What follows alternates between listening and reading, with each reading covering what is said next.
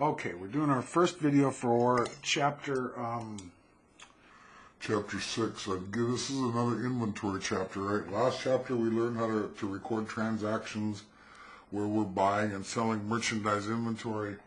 Now this chapter we're taking that just a little bit farther. We're still working with inventory things, but we're going to deal with a few more issues that we didn't handle last time, right?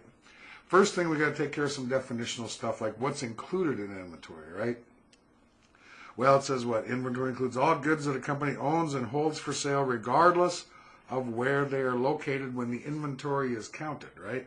Now, for most stuff that sits in our storeroom or in our warehouse or on our sales floor, that's pretty easy to determine whether that's an inventory or not. Things that we have to really pay more attention to include things like goods in transit, goods on consignment, things that are damaged or obsolete. Goods in transit. So we got to go back to our little shipping terms thing, right? So remember we had what? A seller, right? And we have a buyer, and they each have their loading dock, right?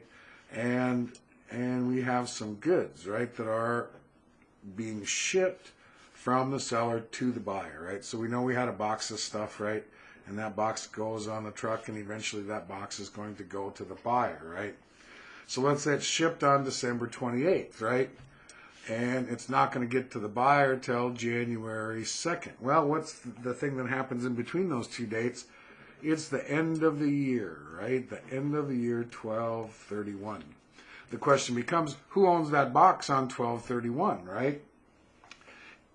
It depends on what our freight terms are, right? So remember we have what?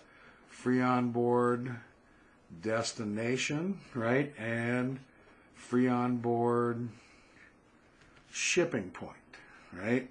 So if it's free on board destination, the goods don't change hands until when? Until they get to the destination.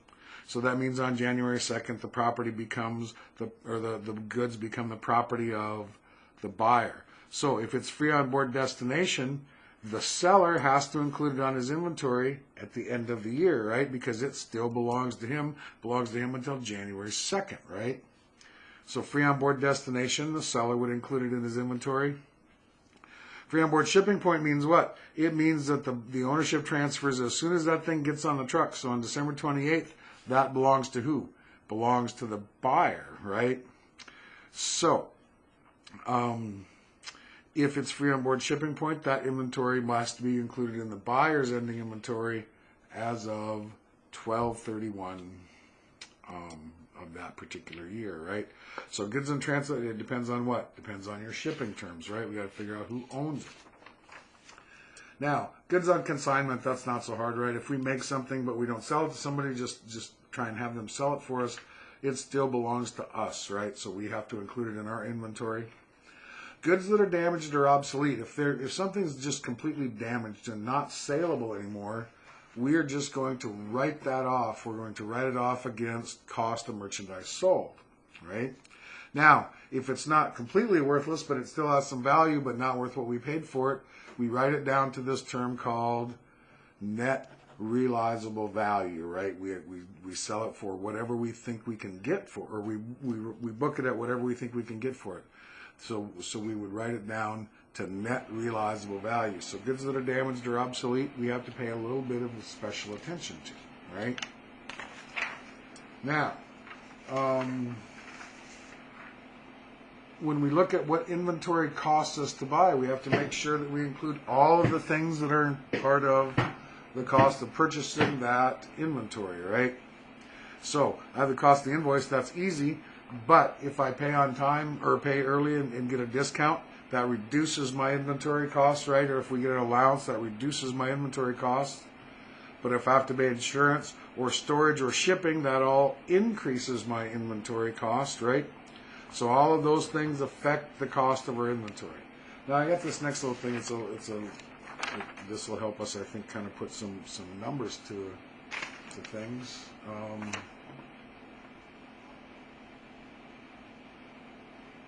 Focus. Oh, there we go. Master Carver, Wooden Birds. Operates her business out of a garage. End of the current period. She has 17 units in her garage. 3 are damaged by water and can't be sold. Someone has another 5 units, her distributor has another 5 units in her truck ready to deliver, free onboard destination, and another 11 units out on consignment at several small retail stores. How many of these units do they have in their inventory? Well, obviously, we start with what? The 17 in her garage, right? But then what? 3 of them are damaged and unsaleable. We're going to subtract those, right? Now, these 5 in the truck are ready for delivery for an order, but free on board destination. So we still own them until they are delivered, right? So we count those in our inventory. And what was the last piece of business? 11 units out on consignment at small retail stores. Those are still ours too, right? So 11 units on consignment. So we would count 30 units of inventory in our ending inventory, right? Even though there's only 17 in the garage, 3 of them are gone, right? So we got to make sure that we deal with all of the other things that are associated with our inventory, right? Now here's another one. This one's a little bit different. I like this too, though, because it talks about all those extraneous costs that come in as part of costing our inventory. Distributor of artistic iron-based fixtures acquires a piece for $1,000 to his free onboard shipping point, meaning who? He pays the freight, right? Buyer pays the freight.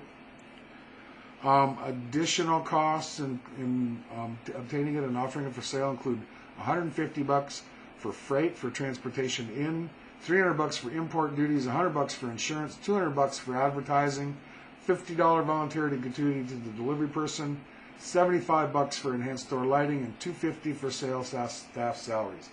Now, some of these are going to be part of the cost of the inventory, and some of them aren't. Obviously, that $1,000, right? That's going to be part of the cost of this particular piece of inventory, right? I also had to pay what? $150 in freight. That becomes part of the cost of the inventory. $300 for import, right? And $100 for insurance, right? $100 for insurance. Now, the advertising, that would be a selling expense, right? That's just goofy, right? $75 for the lighting, that's not part of the cost of the inventory. That's a cost of selling it, as is the sales staff salaries, right? So we would include the transportation, the import, the insurance, and the invoice to come to that product cost. Okay, so there's a little bit about costing some of the inventory, some of those kind of things. The next pieces we're going to look at are cost flows and how inventory moves through our accounting system. So there we go.